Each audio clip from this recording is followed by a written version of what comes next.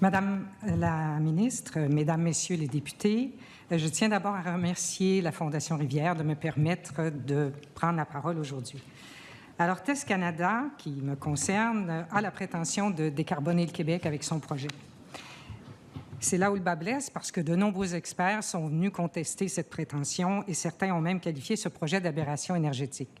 Mais une aberration énergétique qui s'accompagne toutefois de l'implantation de 130 éoliennes sur le territoire de 2 MRC. Alors, la question se pose, pourquoi devrait-on laisser une multinationale faire du profit avec notre potentiel éolien, s'il y en a un, en s'appropriant nos terres agricoles et en détruisant notre patrimoine paysager pour une aberration énergétique?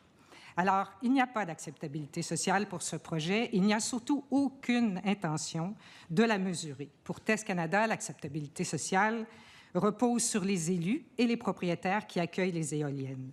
Nous avons donc une acceptabilité sociale basée sur les redevances, une acceptabilité sociale que TES Canada achète. Alors, pour illustrer mes propos, parce que c'est important, je vais vous parler de ma municipalité, Sainte-Adèle-de-Champlain, composée de 920 habitants.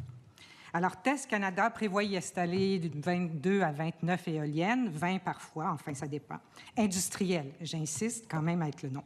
Il y aurait donc 7 élus et à peu près un maximum de 25 propriétaires terriens qui accueilleraient les éoliennes. Donc, si j'arrondis les chiffres, il y a 35 personnes, selon TES Canada, qui détermineraient s'il y a acceptabilité sociale ou non. Alors, nous avons déjà recueilli par une pétition, plus de 400 signatures de personnes qui sont opposées au projet de TES Canada. Donc, il y a donc une énorme différence entre les 35 et les 400 personnes qui ont signé la pétition. Mais ce qui est le plus inquiétant, c'est que sur le terrain, il y a beaucoup d'amertume et de ressentiment face à ce projet qu'on impose à tout le monde, sans une consultation digne de ce nom. Pourtant, la majorité des opposants ne sont pas contre les éoliennes, mais ils sont contre les éoliennes en territoire habité.